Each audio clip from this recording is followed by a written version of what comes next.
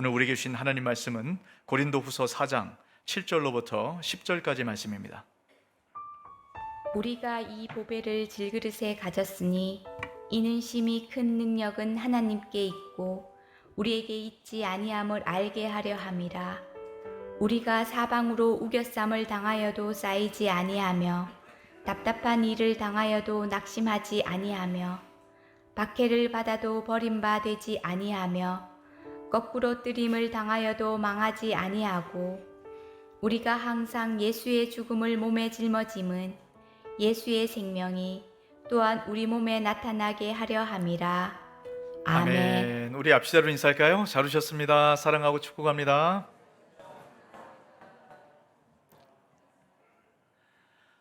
네, 우리가 이제 지난주까지 2주에 걸쳐서 고린도전서 말씀을 함께 나누었습니다. 여러분 기억하십니까? 고린도전서는 고린도 교회 안에 있었던 많은 문제를 어떻게 풀어가면 좋을까? 이제 사도 바울이 그 해결 방안을 제시했었던 말씀이 고린도전서입니다. 이 고린도전서는 디모데를 통해서 고린도 교회에 전달이 됐어요. 여러분 고린도전서 말미에 보면 이런 내용이 있습니다. 이제 사도 바울이 고린도 지역 북부에 마게도냐라는 곳이 있습니다. 이곳을 거쳐서 이제 고린도에 방문하겠다. 고린도 방문 계획을 이야기를 해요. 이제 고린도 교회에 갔다가 이제 돌아온 이제 디모데로부터 이야기를 듣습니다. 사도 바울은 기대하기로 사도 바울이 편지를 써서 보냈지 않습니까? 그럼 이 편지를 통해서 이제 고린도 교회가 안정이 되겠다. 이제 이런 기대감을 갖고 있었겠죠. 근데 돌아온 얘기는 전혀 뜻밖의 얘기입니다. 사도 바울의 편지를 갖고 고린도 교회에 갔더니 디모데를 막 무시하는 겁니다. 뿐만 아니라 사도 바울도 무시하는 뭐 이런 일들이 나타났다는 얘기를 듣습니다. 사도 바울이 너무너무 화가 났어요. 어떻게 이럴 수 있을까? 그래서 계획을 변경해서 바로 고린도 교회로 들어가게 됩니다. 여러분 사도 바울은 고린도 교회 개척자잖아요. 그러니까 성도들이 많이 사도 바울을 따랐지 않습니까? 그러니까 사도 바울이 들어가면 이제 상황은 좀 달라지겠다. 이런 기대감을 갖고 들어갔어요. 근데 그랬는데 고린도 교회 안에 있었던 그 거짓 교사들, 사도 바울을 대적했던 사람들, 이 사람들이 사도 바울을 막 핍박하고 공격하기 시작합니다. 이 고린도 교회가 네 교회냐? 이게 당신 교회냐? 당신의 말만 옳으냐? 이러면서 사도 바울을 막 공격을 하는 거예요. 뭐 그런 사람들은 뭐 그렇다 있을 수 있어요. 근데 하지만 고린도 교인들이 옆에 이 얘기를 들으면 뭐라고 해야 됩니까? 사도 바울 편을 들어줘야죠. 이 고린도 교회를 사도 바울이 어떻게 세웠습니까? 그런데 아무도 사도 바울 편을 들어주지 않는 거예요. 바울이 너무 큰 충격을 받았습니다. 그리고 고린도 교회를 떠나가게 돼요. 이런 상황에 고린도 후서, 오늘 우리가 읽었던 이 말씀이 기록이 된 겁니다. 여러분 사도 바울을 대적했던 사람들이 사도 바울을 공격했던 내용을 한마디로 압축하면 이겁니다. 사도 바울은 사도로서 함량미달이라는 거예요.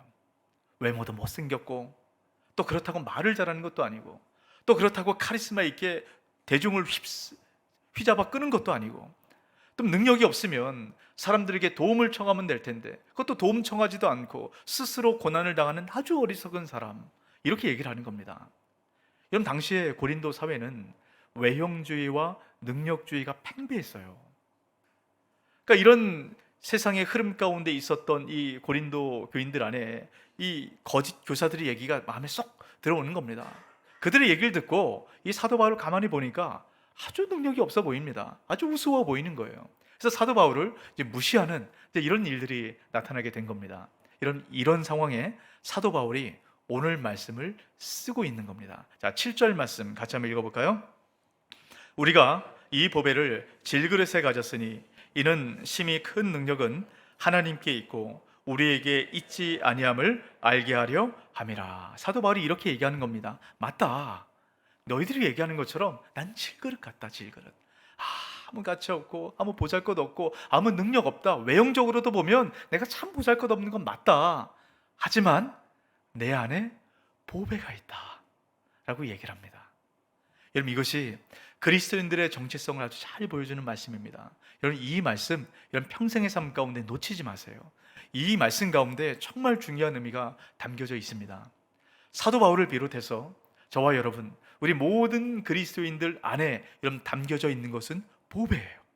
여러분 이 보배가 무엇일까요? 6절을 통해서 이렇게 말씀을 합니다. 어두운 데에 빛이 비추라 말씀하셨던 그 하나님께서 예수 그리스도의 얼굴에 있는 하나님의 영광을 아는 빛을 우리 마음에 비추셨느니라. 그럼 예수 그리스도의 얼굴에 비쳤던 그 영광의 빛, 이것이 보배다라고 얘기를 합니다. 자, 그런데 6절 말씀을 가만히 보시면 처음 시작을 뭐라고 시작하죠? 어두운 데에 빛이 비치라 말씀하셨던 바로 그 빛. 여러분, 이 빛은 이 세상을 창조할 때 비춰졌던 창조의 빛입니다.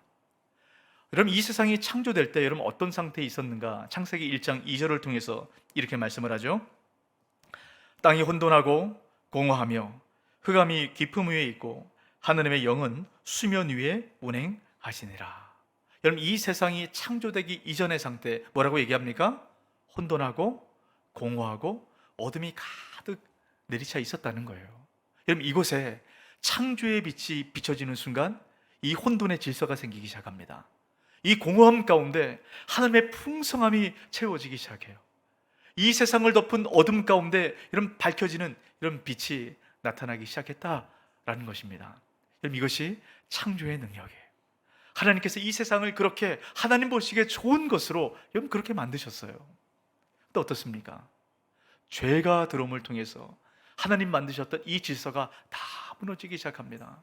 질서가 깨져서 다시금 혼란이 와요. 그 하나님의 부유함으로 만들었던 이 세상이 다시금 텅 비어버리는 이 세상으로 바뀝니다. 그렇게 밝고 빛났던 이 세상이 어둠이 짙게 내리깔리는 그런 세상으로 바뀌어져 가게 돼요. 여러분, 우리가 왜 힘들고 어렵고 고통스러운 이 고난의 길을 여러분 걸어갑니까? 여러분, 왜 어려움을 경험하세요? 여러분, 어떤 삶을 여러분 지금 살아가고 계십니까? 우리가 삶을 살아가다 보면 다시금 혼돈한 그런 삶을 살아가지 않아요? 또 우리 인생이 텅 비어버린 것처럼 내가 내 인생을 왜 사나? 내가 이렇게 살아도 되나? 여러분, 그럴 때 있지 않아요? 내 인생이 한 치 앞도 내다볼 수 없는 영혼의 깊은 어두운 밤을 만날 때가 있습니다. 여러분, 그럴 때 있지 않습니까? 이걸 어떻게 풀어가죠? 이 세상이 어떤 것으로도 안 돼요. 다시금 이 세상을 창조하셨던 세상의 빛이 비춰지는 순간 이것이 회복이 됩니다. 여러분, 예수님께서 이 세상에 왜 오셨어요? 세상의 빛으로 오신 예수 그리스도께서 이 세상을 비추기 시작할 때 혼돈은 다시금 질서로 바뀝니다. 공허는 다시금 체험으로 바뀌어지게 돼요. 어둠은 다시금 밝은 빛으로 바뀌어지게 되는 그런 놀라운 은혜와 풍성함이 있게 된다는 것입니다. 예수 그리스도를 통해서 하나님께서 이 은혜를 베풀어 주셨던 거예요. 근데 여러분, 그거 아십니까? 그 예수 그리스도의 영광의 빛, 그 보배가 이미 우리 안에 있다라는 것이에요. 이게 바로 복음입니다. 이게 믿어지십니까? 이 세상을 창조하셨던 그 창조의 빛, 이 세상을 회복하셨고 이 세상을 부유하게 만드셨던 그 영광의 빛, 그것이 여러분 우리 안에 있는 것, 여러분 이게 믿어지십니까? 이게 믿어지셔야 돼요. 근데 여러분, 우리가 아멘이 크게 잘 안 나와요. 여러분, 그 이유가 무엇이죠? 우리가 살아가는 삶을 보니까 여전히 혼돈이 있습니다. 여전히 어려움이 있어요. 여전히 영혼의 어두운 밤을 통과하는 것처럼 그럴 때가 있습니다. 여러분, 그럼 무엇입니까? 우리 안에 예수님 안 계신 건가요? 우리가 예수님을 믿지 않고 있는 것입니까? 주님께서 우리와 함께 하시지 않기 때문에 이런 문제가 나타나는 것일까요? 여러분, 다시 한번 잘 기억하시기 바랍니다. 예수 그리스도를 믿는 순간 그 보배는 이미 우리 안에 있습니다. 이것을 믿으시길 주의 이름으로 축복합니다. 그렇다면 왜 이런 능력이 나타나지 않을까요? 그 보배가 우리 안에 있을 때 뭐라고 얘기합니까? 하나님의 힘이 큰 능력, 이것이 나타난다 라고 말씀합니다. 근데 왜 내 삶 가운데는 그게 나타나지 않는 것일까요? 여러분, 우리 안에 있었던 이 보배가 능력을 발하기 위해서는 이런 중요한 한 가지 원칙을 꼭 기억하셔야 됩니다. 자, 7절 말씀 다시 한번 보시기 바랍니다. 우리가 이 보배를 질그릇에 가졌으니 이는 심히 큰 능력은 하나님께 있고 우리에게 있지 아니함을 알게 하려 함이라. 자, 여러분, 보배가 있대요. 근데 이 보배가 어디에 담겨져 있다라고 말씀합니까? 질그릇이요, 질그릇. 여러분, 왜 이 보배가 질그릇에 담겨졌을까요? 여러분, 질그릇이 뭡니까? 요즘은 뭐 화분에 이 질그릇을 잘 쓰지 않는데요. 요즘 플라스틱 그릇을 많이 쓰지 않습니까? 여러분 예전에는 이제 꽃집에 가보면 이 질그릇 화분에 이제 꽃을 이렇게 담아줘요. 근데 이 질그릇 화분은 공짜입니다. 아주 약하고 쉽게 깨어지기 때문에 별로 가치 있다라고 사람들이 생각하지 않아요. 자, 여러분, 이 질그릇과 보배 완전히 상반된 개념 아닙니까? 여러분, 왜 질그릇이 보배가 왜 질그릇 가운데 담겨져 있을까요? 여러분, 우리가 생각하기에는 좋은 보배일수록 여러분 어디에 담겨져야 됩니까? 좋은 보배함에 담겨져야죠. 이게 일반적이고 이게 상식적인 것 아니겠습니까? 근데 지금 이 세상의 그 어떤 것과 비교할 수 없는 보배이신 예수 그리스도의 빛이 어디 담겨져 있다고요? 질그릇이에요. 이해가 되지 않는 겁니다. 여러분, 이것은 이 세상 나라의 원리와 하나님 나라의 원리가 아주 큰 차이가 있기 때문에 우리는 역설적으로 느껴지는 것이에요. 여러분, 세상 나라의 원리와 하나님 나라의 원리가 어떤가, 여러분 이걸 꼭 아셔야 됩니다. 고린도 교인들은 이걸 몰랐어요. 그래서 고린도 교인들은 이 세상의 흐름에 그대로 휩쓸려 그들은 살아갔던 겁니다. 여러분, 그들은 외형주의와 능력주의를 취했어요. 그래서 어떻게든 겉으로 드러나는 것이 화려한 것, 겉으로 드러나는 그 능력들, 여러분 이것을 다 따라갔던 사람들 아닙니까? 그래서 사도 바울을 그래서 무시했던 거거든요. 여러분, 근데 기억하십시오. 겉으로 화려하고 겉으로 풍성한 것이 있다 할지라도 여러분 그 안에 보배가 있지 아니하면 그 안에는 혼돈과 공허와 어둠이 그 안에 자리하고 있어요. 여러분, 그런 인생들은 어떤지 아십니까?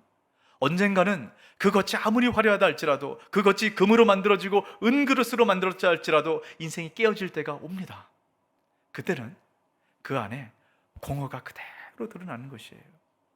그래서 그 인생이 안개처럼 허탈하고 허무한 그 인생으로 끝나는 것입니다. 하지만 하나님 나라의 원리는 어떻습니까? 하나님 나라의 원리는 보이는 것 따라가지 않아요. 보이지 않지만 우리 안에 있는 그 하나님의 영광, 여러분 이것을 따라갑니다. 여러분, 겉으로 볼 때 사도 바울은 어떻습니까? 형편없었어요. 보잘것없었습니다. 하지만 사도 바울을 통해서 하나님의 얼마나 큰 능력과 은혜가 드러났습니까? 여러분, 이것이 바로 하나님 나라의 원리예요. 보여지는 것은 아주 미약하지만 그 안에 결국 보배의 능력이 드러나게 되는 것입니다. 여러분, 이 세상 나라의 원리가 아니라 하나님 나라의 원리를 붙들고 하나님 나라의 그 풍성함을 누려받는 저와 여러분 되시길 주 이름으로 축복합니다. 이러면 사도 바울은 지금 이 얘기를 하고 있어요. 그런데 이 고린도 교인들은 왜 하나님 나라의 원리가 아니라 세상 나라의 원리를 따라가는 이런 어리석음을 범했을까요? 이 앞의 말씀을 보면 사도 바울이 그 이야기를 얘기합니다. 사단에게 속았기 때문이라는 거예요. 이 사단이, 이 세상의 신이 눈을 가로막고 있었기 때문에, 그 어둠으로 가로막고 있었기 때문에 하나님 나라의 그 진정한 원리를 발견하지 못했다라고 얘기합니다. 그래서 결국 이 세상 나라의 큰 흐름 가운데 휩싸여 믿지 않는 사람과 똑같은 그런 보배가 이미 있음에도 불구하고 그 능력을 경험하지 못하는 그런 삶을 살아갔다라고 말씀합니다. 오늘도 이 말씀을 우리가 새게 되는 이유는요, 이미 보배가 우리 안에 있습니다. 그런데 왜 그 능력이 나타나지 않습니까? 세상 나라의 원리에 우리가 휩쓸려 살아가기 때문이에요. 여러분, 그 원리를 잘 분별할 줄 아셔야 됩니다. 여러분, 하나님께서는 이 세상을 창조하실 때 이 세상을 하나님 나라로 창조하셨어요. 하나님 나라를 상징하는 에덴 동산에서 아담과 하와가 정말 행복한 그런 삶을 살아가도록 만드셨습니다. 근데 어떻게 됩니까? 아담과 하와가 범죄하죠. 그래서 하나님 나라의 상징인 에덴 동산에서 쫓겨납니다. 그리고 죄가 가득한 이 세상 속에 살아가요. 근데 죄가 가득한 이 세상, 여러분, 이 죄가 들어왔을 때 어떤 일이 생긴다라고 말씀드렸죠? 우리 안에 혼돈과 공허와 어둠이 가득 채워집니다. 여러분, 이것을 감추기 위해서 겉으로 화려한 것으로 꾸미고 장식하는 것이 여러분 이 세상 나라의 원리예요. 여러분, 이것은 창세기 때부터 계속적으로 이 흐름이 이어져 갑니다. 여러분, 이 세상 나라에 가장 타락했던, 이 세상 나라의 원칙대로 살아갔던 대표적인 인물은 범죄 후 첫 번째 타락했던 범죄자인 가인을 통해서 여러분 우리가 확인할 수 있습니다. 여러분, 가인, 그 이름 뜻은요, 세우는 자, 얻는 자, 이런 뜻이 있어요. 여러분, 그 이름처럼 가인의 후손들이 창세기 4장 말씀 가운데 나오거든요. 그 가인의 후손을 보면 성을 세웁니다. 첫 번째 성이 세워져요. 그리고 목축의 조상이 됩니다. 예술계의 조상이 돼요. 과학기술의 조상이 됩니다. 여러분, 가인의 후손들이 만들어내는 것이 아주 휘황찬란한 그런 문화를 만들어냈어요. 근데 여러분, 그 찬란한 문화 안에 숨겨진 게 있습니다. 그건 뭐냐면 착취와 폭력이에요. 겉으로 드러나는 것은 너무 화려하고 너무 좋습니다. 그런데 그 안에는 여전히 약육강식의 원리에 따라서 힘이 있는 자는 다 가지고 누리지만 힘이 없는 자는 그 모든 것을 다 잃어버릴 수밖에 없는 이런 그런 이 세상 나라의 원리가 흘러가고 있다는 것이에요. 여러분, 이 흐름은 고린도 교회에도 여전히 흘러갔어요. 고린도 교회에도 여전히 이 세상 나라의 흐름 때문에 많은 사람들이 이 사도 바울을 무시하고 능력주의와 외형주의를 여러분 그렇게 따라갔다는 것입니다. 여러분, 지금도 마찬가지예요. 이 세상의 죄의 흐름이 여러분 우리를 그렇게 휩쓸려 갑니다. 여러분, 우리가 깨닫지 못하면 이 세상 가운데 이 세상의 흐름을 깨닫지 못하면 우리도 모르는 사이에 외형주의와 능력주의를 따라서 여러분 그렇게 살아가게 되는 것이에요. 고린도 교회처럼. 여러분, 그 인생의 끝은 분명합니다. 공허한 것이에요. 허탈한 것입니다. 여러분, 하나님께서는 우리가 이런 삶을 살아가는 것 원치 않으셨어요. 그래서 우리 안에 구원의 씨앗을 남겨두십니다. 그 구원의 씨앗을 이렇게 표현합니다. 창세기 4장 25절에서 26절입니다. 아담이 다시 자기 아내와 동침하매 그가 아들을 낳아 그의 이름을 셋이라 하였으니 이는 하나님이 내게 가인이 죽인 아벨 대신에 다른 씨를 주셨다 함이며 셋도 아들을 낳고 그 이름을 에노스라 하였으며 그때 사람들이 비로소 여호와의 이름을 불렀더라. 여러분, 가인 대신, 가인이 죽인 아벨 대신 하나님께서 거룩한 씨, 구원의 씨, 그 씨를 주셨습니다. 그 씨는 바로 셋이에요. 여러분, 이 구원의 씨, 이 셋을 통해서 하나님께서 어떻게 구원을 이루어 가시는가, 지금 그 말씀을 하는데 그 말씀은 딱 두 절로 끝납니다. 여러분, 가인에 대한 얘기는요, 가인 후손에 대한 얘기는 아주 여자들을 통해서 아주 많은 업적들을 이야기를 합니다. 그런데 이 구원의 씨앗, 그 씨앗에 대해서는 딱 두 절을 얘기하고요, 가인 가문과 비교해 봤을 때 아무 업적도 없습니다. 딱 한 가지예요. 딱 한 가지 업적만 남겨놓았습니다. 근데 여러분, 이것이요, 죄악의 흐름을 끊어버리고 뒤바꿔버리고 하나님 나라의 그 풍성함을 바꾸는 그런 놀라운 역사를 만들어내게 됩니다. 여러분, 그게 뭔지 아세요? 다시 한번 잘 보십시오. 창세기 4장 26절 말씀을 보면 셋이 아들을 낳고 그 이름을 에노스랍니다. 그때 사람들이 어떻게 했다고요? 여호와의 이름을 부르기 시작하더라.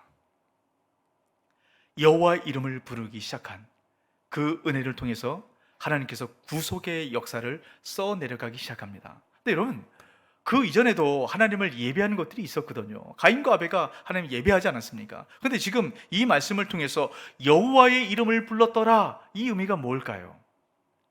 여러분, 에노스라는 이름 뜻을 잘 기억하십시오.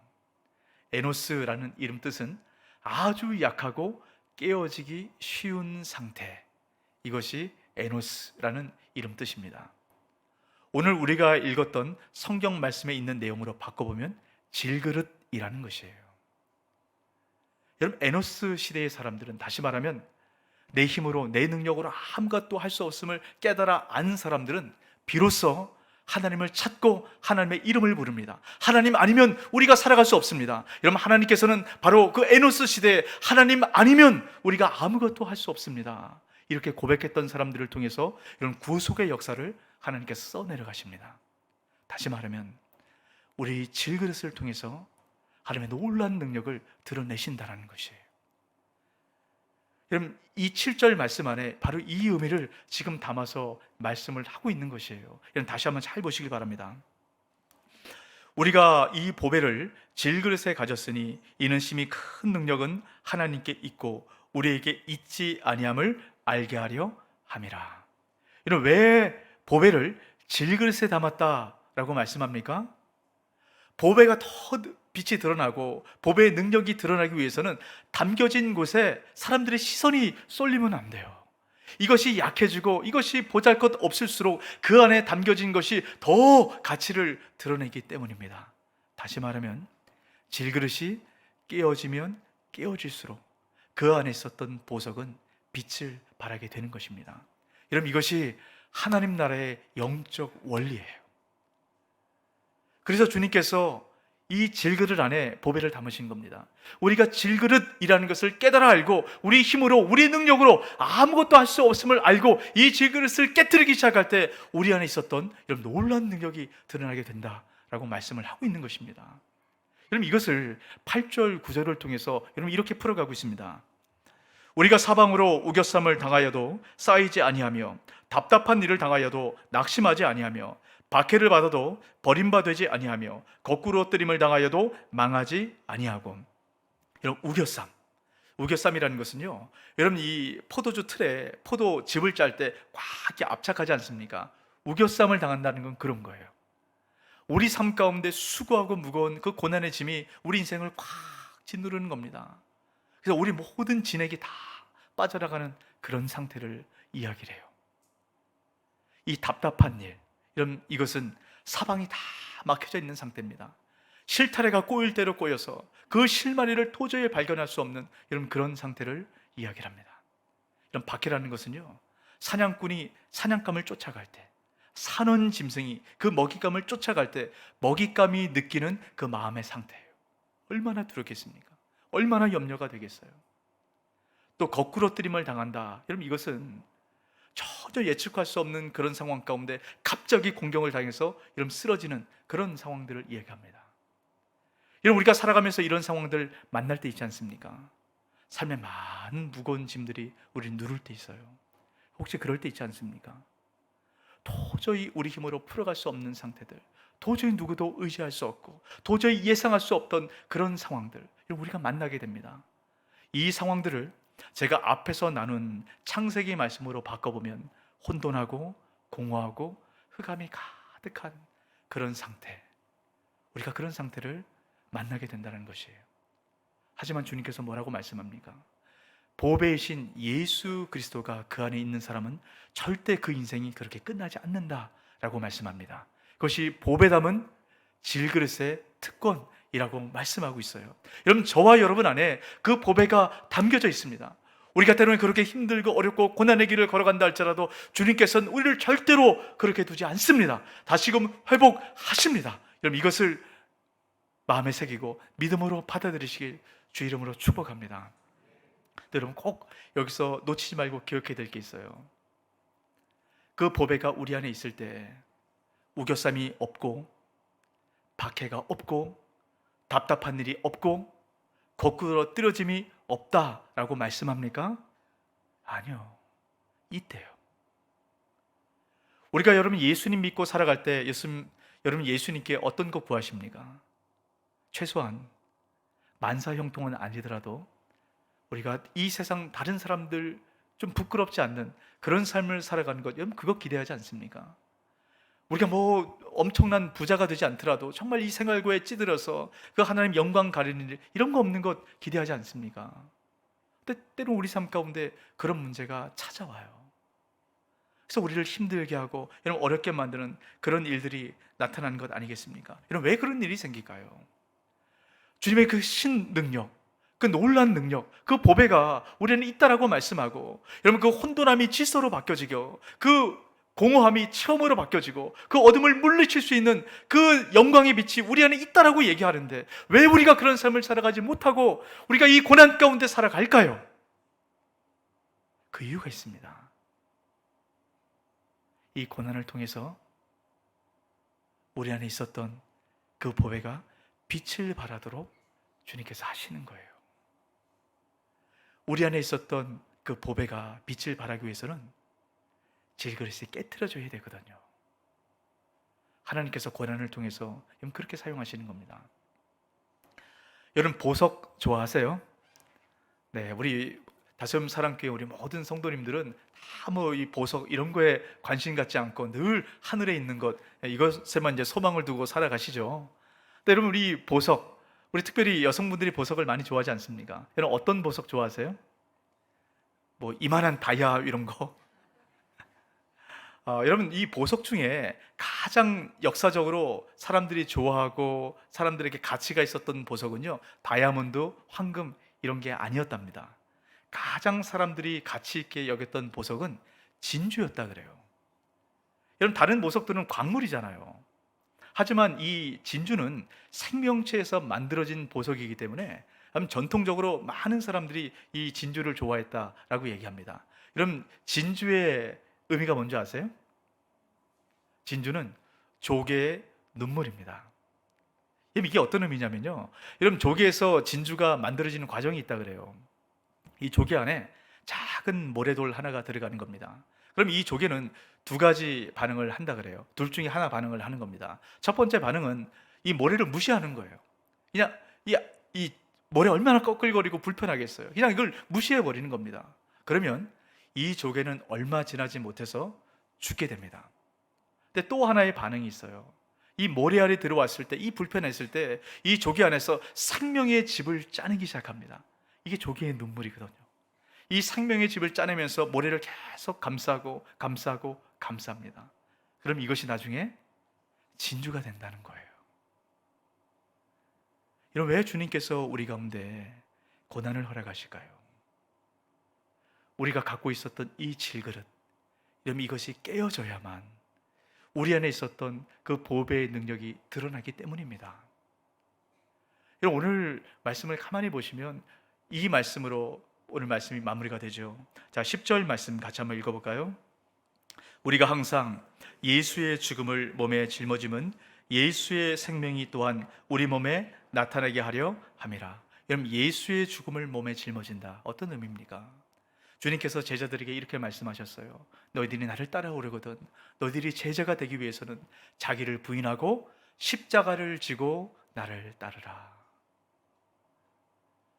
예수의 죽음을 몸에 짊어진다는 것은 나를 죽이고, 다시 말하면 내 질것을 깨트리고 주님을 따르는 것입니다. 왜 주님께서 이런 요구를 하실까요? 그 이유는 분명해요. 내가 깨어질 때, 내가 십자가를 지고 나를 부인하고 내가 깨어질 때 내 안에 있었던 이 보배의 능력이 온전히 드러나기 때문입니다. 근데 여러분 이 세상은 이걸 몰라요. 그래서 이렇게 얘기를 하죠.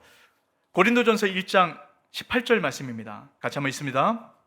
십자가의 도가 멸망하는 자들에게는 미련한 것이요 구원을 받는 우리에게는 하나님의 능력이라. 이런 이 십자가의 도, 이 세상 사람들은 이걸 미련하다고 얘기합니다. 이걸 어리석다라고 얘기해요. 왜 그렇습니까? 여러분 겉을 화려하게 치장을 해야 돼요. 이런 우리가 갈라지기 시작할 때 이 갈라진 것이 깨트려지지 않도록 겉을 화려하게 치장하고 잘 겉을 마무리하는 것, 세상에선 그렇게 이야기를 합니다. 근데 주님께서 뭐라고 말씀하죠? 깨트려야 된다는 거예요. 여러분 이것이 기독교에서 말하는 역설적 은혜입니다. 여러분 이 세상에서 말하는 것 아니고요, 주님께서 말씀하신 것 이걸 따라가야 우리 인생이 허탄함으로 끝나지 않아요. 여러분 고린도 교인들은 이 세상의 흐름에 사로잡혔어요. 외형주의와 능력주의에 사로잡혀서 결국 여러분 그 인생이 어떻게 됩니까? 허탄한 것 따라가는 것이에요. 하지만 사도 바울이 얘기합니다. 그것 따라가면 안 된다. 내가 깨어지고 내가 부서질 때 진정한 능력과 은혜가 비로소 드러난다 라고 말씀합니다. 여러분 이 세상의 흐름은 너무 거셉니다. 우리가 이 세상 속에 살아가다 보면 우리도 모르는 사이에 그렇게 살아가는 것이 맞는 것처럼 느껴져요. 여러분 그럴 때마다 날마다 십자가 앞에 머무시길 바랍니다. 그럴 때 우리가 흔들리지 않고 세상 나라의 원리가 아니라 하나님 나라의 원리, 그 가치를 따라 살아가게 되는 것이에요. 제가 오늘 말씀을 마무리하면서 어떤 것으로 마무리할까 고민하다가 제가 금요 성령 집회 때 제가 여러분께 말씀드렸던 이 말씀이 있었어요. 일본의 공익 광고에 대한 이야기인데 제가 영상을 보여드리려고 하다가 못 보여드렸거든요. 오늘 제가 그 영상을 보여드리면서 오늘 말씀을 마무리하고 싶습니다. 같이 한번 보도록 할까요? みんなの心に浮かんだことをそのまま書けばいいんだからね。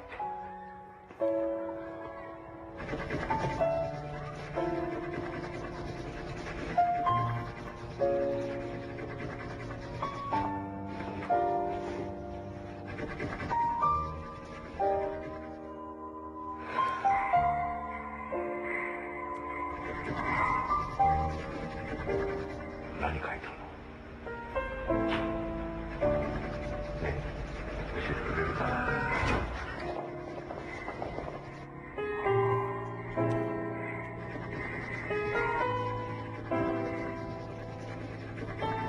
何色の空に向かってピンピンと突き出したと。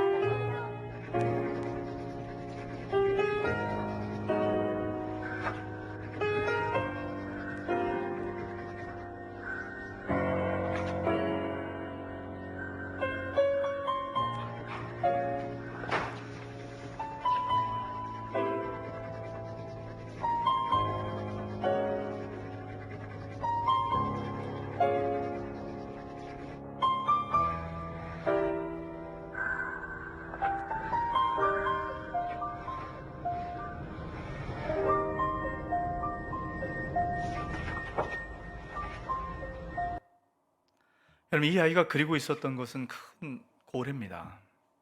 근데 이 고래가 마지막 퍼즐이 완성될 때까지 여러분 사람들은 이걸 몰랐어요. 여러분, 주님께서는 우리 인생 가운데 큰 그림을 그려가고 계십니다. 근데 그 마지막 퍼즐이 맞춰질 때까지 우리는 이해할 수 없는 그 상황들을 만나게 되죠. 여러분 인생의 색깔을, 지금 여러분의 색깔을 표현해 본다면 여러분 어떤 색깔의 삶을 살아가고 계십니까? 여러분 핑크빛 그 인생을 살아가고 계세요? 그러면 하나님께 감사함으로 고백하시길 바랍니다. 근데 혹시 여러분 인생 가운데 모든 것이 깊은 어둠 가운데 잠겨져 있는, 검게 칠해져 있는, 여러분 혹시 그런 인생을 살아가고 계십니까? 혹시 그런 상황이 있다면 여러분 기대하시길 바랍니다. 하나님의 퍼즐이 맞춰지는 그 마지막 그때 비로소 우리는 알게 돼요. 그 과정은 이해가 되지 않습니다. 왜 하나님 질그릇을 깨트리라고 할까? 왜 하나님 십자가를 지고 가라고 할까? 이해가 되지 않습니다. 하지만 마지막 퍼즐이 맞춰질 그때 비로소 알게 되는 것이에요. 여러분 그때까지 우리가 뭘 해야 될까요? 제가 아까 에노스 말씀을 드렸습니다. 에노스는 깨지기 쉽고 연약한 상태를 얘기합니다. 우리가 그런 사람임을 깨달아 알고, 우리가 질그릇임을 깨달아 알고, 하나님께서 우리 인생을 향한 그 놀라운 구원의 계획, 그 역사를 지금 써내려고 계신다는 것, 이것을 믿고 우리가 주의 이름을 부르고 주님을 찾고 한 걸음 한 걸음 주님과 동행하는 삶을 살아갈 때 여러분 결국 주님께서 우리 삶을 통해서 여러분 크고 놀라운 역사를 만들어 내시는 것입니다. 그 풍성한 은혜를 여러분 기대하고 맛보아 누리게 되시길 주의 이름으로 축복합니다. 아멘. 오늘 말씀을 기억하시면서 우리 함께 찬양하고 기도했으면 좋겠어요.